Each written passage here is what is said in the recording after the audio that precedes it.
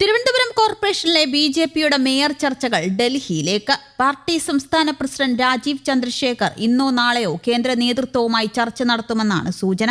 മറ്റന്നാൾ രാത്രി അദ്ദേഹം മടങ്ങിയെത്തിയ ശേഷമാകും സംസ്ഥാനത്തെ ചർച്ചകൾ പുനരാരംഭിക്കുക.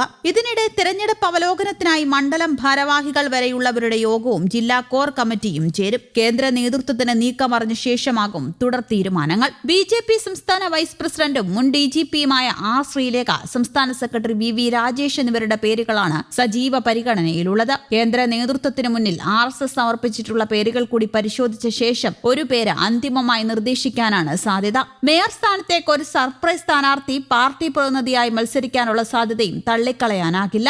മുൻ കൌൺസിലുകളിൽ അംഗങ്ങളായ ഒട്ടേറെ പേർ നിലവിലെ കൌൺസിലിലും അംഗങ്ങളാണ്. പരിചയസമ്പത്ത് മാനദണ്ഡമാക്കിയാൽ ഇവരിൽ മിക്കവർക്കും സ്ഥിരസമിതി അധ്യക്ഷ സ്ഥാനങ്ങൾ ലഭിക്കും. LDF UDF കക്ഷികൾക്ക് സ്ഥിരസമിതി അധ്യക്ഷ സ്ഥാനം നൽകേണ്ട എന്ന നിലപാട് എടുത്തിട്ടുള്ളതിനാലും മിക്കവരും യുവാക്കൾ ആണെന്നതിനാലും ഭൂരിഭാഗം പേർക്കും അവസരം ലഭിക്കും. പുതുമുഖങ്ങൾക്ക് അവസരം നൽകിയുള്ള CPM പരീക്ഷണം പാളിയത മുന്നിലുള്ളതിനാൽ പരിചയസമ്പന്നർക്ക് തന്നെയാകും BJP മുൻഗണന നൽകുകയെന്ന് അറിയുന്നു.